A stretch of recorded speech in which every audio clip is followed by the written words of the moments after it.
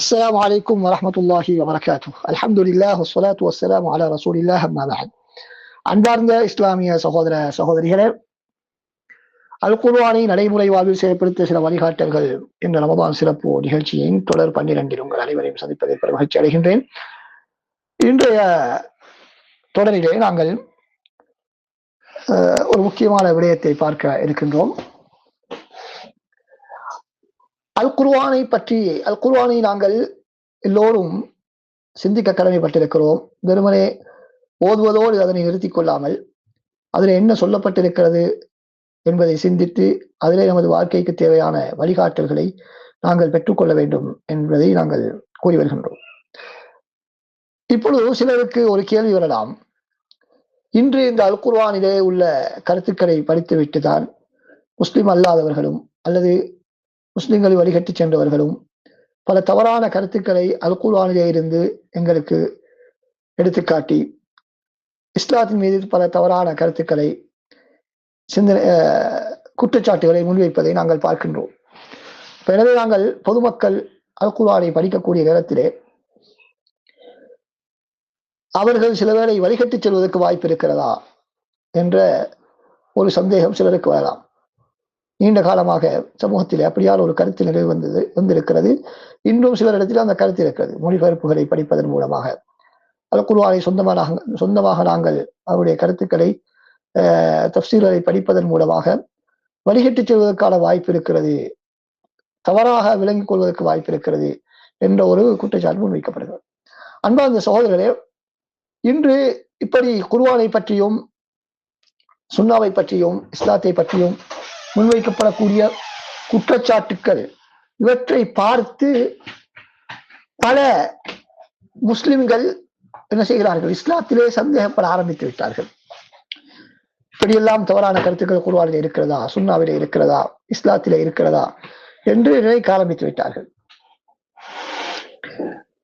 இதற்கு காரணம் என்னவென்று சொன்னால், அல் குர்ஆனை சிந்திக்காமல் அல்லது அல் குர்ஆனுடைய கருத்துக்களை படிக்காமல் நமது சமுதாயம் அதனை புறக்கணித்ததனுடைய விளைவுதான் அது. குர்ஆனில் இப்படி ஒரு விடயம் இருக்கிறது என்று சொல்லப்பட்டால் உடனடியாக நம்பக்கூடிய பலர் இருக்கிறார்கள். ஏன்? அவர்களுக்கு தெரியாத அல் குர்ஆனிலே என்ன இருக்கிறது என்று. எனவே அல் குர்ஆனிலே இஸ்லாத்தின் எதிரிகள் அவர்களுக்கு தேவையான விடயங்களை மாத்திரம் பொறுக்கி எடுத்து அதனுடைய முன்பின் பகுதிகளை எல்லாம் நீக்கிவிட்டு சந்தேகத்தை ஏற்படுத்தக்கூடிய தவறான கருத்தை வழங்கக்கூடிய பகுதியை மாத்திரம் மக்களுக்கு மத்தியிலே பிரச்சாரம் செய்யக்கூடிய நேரத்திலேதான் இப்படியான பிரச்சனைகள் சமூகத்திலே ஏற்படுகின்றன. யார் அல் குர்ஆனை வளமையாக படிக்கக்கூடியவர்களாக இருக்கிறார்களோ, எப்படி அல் குர்ஆனை ஓதுகின்றார்களோ அதை போன்று ஒவ்வொரு முறை பல தடவைகள் அல் குர்ஆனுடைய கருத்துக்களை திரும்ப திரும்ப படிக்கக்கூடியவர்களாக இருக்கிறார்களோ அவர்களுக்கு இப்படியான குற்றச்சாட்டுகள் முன்வைக்கப்படக்கூடிய நேரத்திலே எந்த விதமான குழப்பமும் ஏற்பட மாட்டாது. ஏன்? ஏற்கனவே குர்ஆனை பற்றி நன்கு அவர்கள் விளங்கி வைத்திருக்கிறார்கள். அது குர்ஆனிலே என்ன இருக்கிறது, முன்னால் என்ன இருக்கிறது, பின்னால் என்ன இருக்கிறது, நடுவிலே என்ன இருக்கிறது, ஆரம்பத்திலே என்ன இருக்கிறது, இறுதியிலே என்ன இருக்கிறது என்ற விடயங்கள் எல்லாம் அவர்களுக்கு பரிச்சயமான விடயங்கள். அதாவது ஒரு முஸ்லிமை பொறுத்தவரையிலே அவன் எப்படி இருக்க வேண்டும் என்று சொன்னால், அல் குர்ஆனிலே இந்த ஒரு விடயம் சொல்லப்படுகிறது என்று சொன்னால் அவனுக்கு தெரிய வேண்டுமா உண்மையில் இது குர்ஆனில் இருக்கிறது அல்லது இல்லை, உண்மையில் இப்படி குர்ஆனில் ஒரு விடயமே இல்லை என்ற அளவுக்கு அவனுக்கு குர்ஆனோடு நெருங்கிய தொடர்பு இருக்க வேண்டும். ஆனால் இன்று எங்களுக்கு அப்படியான ஒரு தொடர்பு இல்லாமல் வெறுமனே அதனை ஓதக்கூடிய பழக்கம் மாத்திரம் எங்களுக்கு இருப்பதனால் அது குர்ஆனில் ஒரு கருத்து இருப்பதாக சொன்னால் இருக்கிறதா இல்லையா என்ற ஒரு சந்தேகம் எங்களுக்கு வந்து விடுகிறது. அல்லது அப்படியே நம்பி நாங்கள் அதனை ஏற்றுக்கொள்கிறோம் அந்த குற்றச்சாட்டை. ஆனால் யார் அல் குர்ஆனை படித்திருக்கிறார்களோ அவர்களுக்கு தெரியும். ஆம், இப்படியா என்ன அல் குர்ஆனிலே பெண்களை பற்றி என்ன சொல்லப்பட்டிருக்கிறது, போரை பற்றி, புனித போரை பற்றி என்ன சொல்லப்பட்டிருக்கிறது, காஃபிர்களுடனான தொடர்பு அல் குர்ஆனில் எப்படி சொல்லப்பட்டிருக்கிறது என்ற விடயங்கள் எல்லாம் அல் குர்ஆனை பல தடவைகள் படித்தவர்களுக்கு சர்வசாதாரணமாக தெரிந்த ஒரு விடயம். ஆண் பெண் உறவு எப்படி இருக்க வேண்டும் என்ற விடயங்கள், இது போன்ற பல விடயங்களும் அல் குர்ஆனிலே மிக தெளிவாக சொல்லப்பட்டிருக்கின்றன. பல இடங்களில், ஒரு இடத்திலே மாத்திரமல்ல. ஆனால் இன்று குற்றச்சாட்டு முன்வைக்கக்கூடியவர்கள் குறிப்பிட்ட ஒரு இடத்தை மாத்திரம் பிடித்து வைத்துக் கொண்டுதான் என்ன செய்வார்கள்? சந்தேகத்தை எழுப்புவார்கள். ஆனால் யார் அல் குர்ஆனை பல தடவைகள் படித்தார்களோ அவர்களுக்கு தெரியும் இவர்கள் சொல்லக்கூடியது உண்மையிலே குர்ஆனிலே இருக்கிறது தான். ஆனால் அதற்கு முன்னால் உள்ள விடயம் இதற்கு மாற்றமாக இருக்கிறது. இவர்கள் சொல்லக்கூடிய கருத்தை சொல்லவில்லை. இவர்கள் முன்வைக்கக்கூடிய குற்றச்சாட்டுக்கு மாற்றமாக இருக்கிறது. அல் குர்ஆன் பெண்களை பற்றி மிகவும் கௌரவமாக பேசுகிறது. உதாரணமாக போர் விதிமுறைகள், இஸ்லாத்தின் போர் விதிமுறைகள் மிகவும் தார்மீகமானவை, மிகவும் பண்பாடானவை என்பதை புரிந்து கொள்ள முடியும்.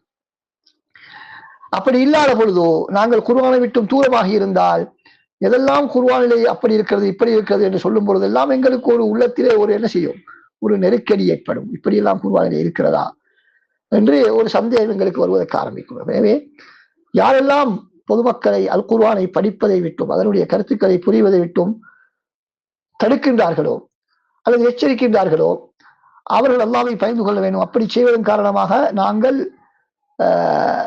சில வேளை நல்ல நோக்கத்திலே சொல்லியிருக்கலாம், மக்கள் படித்து அதனை தவறாக புரிந்து கொண்டு வழிகேட்டிலே சென்று விடுவார்கள் என்ற கருத்திலே சொல்லியிருக்கலாம். ஆனால் அது உண்மை தவறான ஒரு நிலைப்பாடு. அந்த நிலைப்பாடு என்பது தவறானது.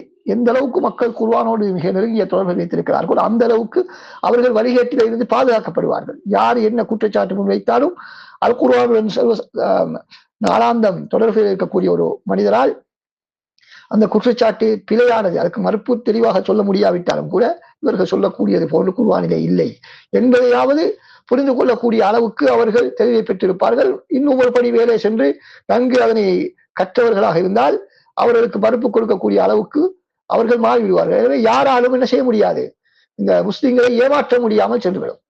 இன்று கம்பெடுத்தவர்கள் எல்லாம் என்ன செய்கிறார்கள், சாதாரணமாக குர்ஆனிலே ஒரு சில தவறுகளை கண்டுபிடித்ததாக கூறிக்கொண்டு மக்களை ஏமாற்றுகிறார்கள். எனவே முஸ்லிம்களில் பெரும்பாலானவர்களுக்கு குர்ஆனோடு தொடர்பு இல்லை. எனவே அவசரமாக ஏமாந்து விடுகிறார்கள். எனவே நாங்கள் குர்ஆனை சிந்திப்பதை விட்டும் அதனுடைய கருத்துக்களை படிப்பதை விட்டும் அதனை ஆய்வு செய்வதை விட்டும் நாங்கள் மக்களை தடுக்கக்கூடிய நேரத்திலே அது தான் ஒரு விபரீதமான விளைவை ஏற்படுத்துமே தவிர அதற்கு மாற்றமாக அது குர்ஆனை படிப்பதன் மூலமாக வழிகட்டு செல்ல மாட்டார்கள். யார் வழிகட்டு செல்வார்கள்? அல் குர்ஆனை அங்கும் இங்கும் தேவையானவற்றை மாத்திரம் எடுத்து படிப்பவர்கள் தான் வேண்டுமானால் வழிகட்டு போவதற்கு வாய்ப்பு இருக்கிறது.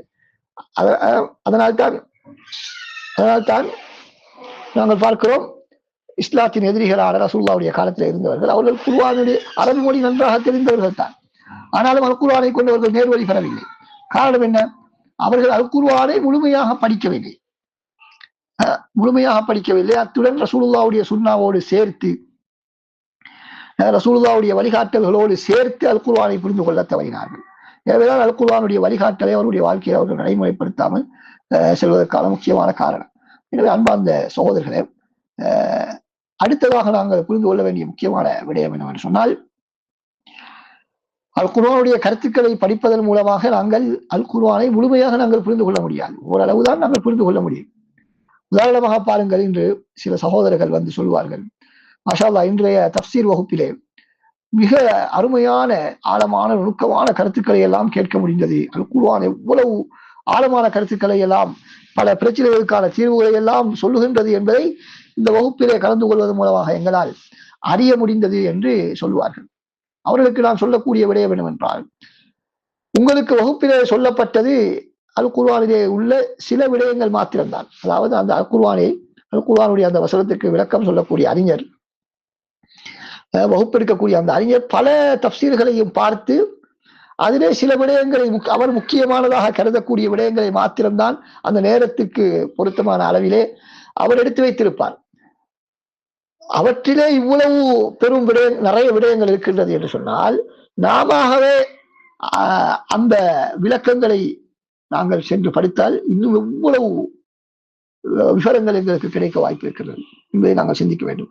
எனவே நாங்கள் எப்பொழுதும் எங்களுக்கு அரபு மொழி தெரியாது, எனவே நாங்கள் மொழிபெயர்ப்பை மாத்திரம் படித்தால் குர்ஆனை விளங்கினால் போதும், அது எங்களுக்கு போதுமானது என்று நாங்கள் போதுமாக்கி கொண்டிருக்காமல் நாங்கள் என்ன செய்ய வேண்டும், இயன்றளவு அரபு மொழியை நாங்கள் கற்று அல் குர்ஆனை நாங்கள் இன்னும் தெளிவாக புரிந்து கொள்வதற்கு நாங்கள் முயற்சி செய்ய வேண்டும். இன்று எல்லோருமே தமது தொழில் உயர்வுக்காக, பதவி உயர்வுக்காக, சம்பள உயர்வுக்காக வேண்டி எவ்வளவோ திறமைகளை நாங்கள் காலத்துக்கு காலம் வளர்த்துக் கொண்டுதான் இருக்கின்றோம். மொழியை, ஆங்கில மொழியை படிக்கின்றோம், இன்னும் தேவையான மொழிகளை படிக்கின்றோம், இன்னும் நிறைய திறமைகளை நாங்கள் சென்று படித்துக் கொள்கிறோம். ஆனால் அரபு மொழியை கற்பதற்காக வேண்டி அப்படியான எந்த விதமான முயற்சிகளையும் நாங்கள் செய்யாமல் இருப்பது மிகப்பெரிய கைசெலுத்தக்கூடிய ஒரு விளைவாகும். எனவே இந்த விடயத்தில் நாங்கள் எல்லோரும் கவனம் செலுத்தி அல் குர்ஆனுடைய கருத்துக்களை நல்ல முறையில் நாங்கள் புரிந்து கொள்வதற்காக, அல்லாஹ்வுடைய வார்த்தைகளை நேரடியாக நாங்கள் புரிந்து கொள்வதற்காக வேண்டி, அந்த சுவையை நாங்கள் உணர்வதற்காக இந்த அரபு மொழியை நாங்கள் படிப்பதற்கு நாங்கள் எல்லோரும் ஆசை வைக்க வேண்டும். அதற்கான முயற்சிகளில் ஈடுபட வேண்டும். வல்லவன் அல்லாஹ் சுப்ஹானஹு வ தஆலா அப்படியாக அல் குர்ஆனை புரியக்கூடிய நல்ல மக்களில் எங்கள் அனைவரையும் வாக்கியல்வாராக. அஸ்ஸலாமு அலைக்கும் வரஹ்மத்துல்லாஹி வபரகாத்துஹு.